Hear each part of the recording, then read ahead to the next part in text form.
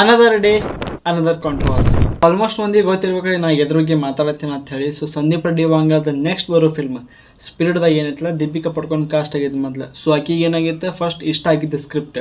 ಆದ್ರೆ ಮತ್ತೆ ಇನ್ನೊಂದು ನ್ಯೂಸ್ ಏನು ಬರ್ತೈತಪ್ಪ ಅಂತಂದ್ರೆ, ಆಕಿಗೆ ಹೊರಗೆ ಹೋದ್ಲು. ಎದಕ್ಕಪ್ಪ ಅಂತಂದ್ರೆ ಕ್ರಿಯೇಟಿವ್ ಡಿಫ್ರೆನ್ಸ್ ಸಂಬಂಧ ಮತ್ತು ಆಕಿಗೆ ಏನೋ ಬೋಲ್ಡ್ ಸೀನ್ಸ್ ಅಂಥ ಪರಿ ಕಂಫರ್ಟೇಬಲ್ ಇದ್ದಿದ್ದಿಲ್ಲ ಅಂಥೇಳಿ.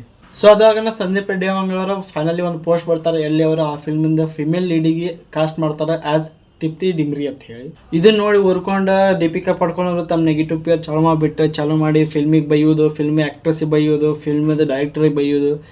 ಸೊ ಅದು ಆಗೋಣ ಸಂದೀಪ್ ರೆಡ್ಡಿ ಅವರು ಒಂದು ಪೋಸ್ಟ್ ಬಿಟ್ಟರು, ಒಂದು ಟ್ವೀಟ್ ಬಿಟ್ಟರೆ, ಎಲ್ಲಿ ಅವ್ರು ಹೇಳಕತ್ತಿದ್ರೆ ಇಂಥ ಆ್ಯಕ್ಟರ್ಸಿಗೆ ಹಿಂಗೆ ಆಗಬೇಕು, ನಮ್ಮ ಅವ್ರದೆಲ್ಲ ನೀಡ್ಸ್, ಬೇಸಿಕ್ ನೀಡ್ಸ್ ಪೂರ ಮಾಡಿದ್ರು ಅವ್ರು ಈ ಟೈಪ್ ಫಿಲ್ಮಿಗೆ ಸ್ಟೋರಿ ಹೇಳ್ತಾರೆ, ಮಂದಿ ಬರೀ ಸ್ಟೋರಿ ಹೇಳ್ಕೊತ ಹೊಕ್ಕಾರ, ಫಿಲ್ಮಲ್ಲಿ ಲೀಕ್ ಮಾಡ್ತಾರೆ ಅಂತೇಳಿ.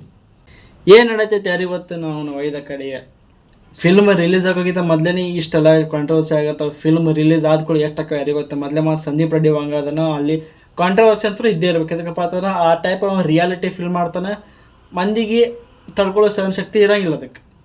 ನೋಡು ನೀನು ಹಾಕೈತೆ ಹೇಳಿ.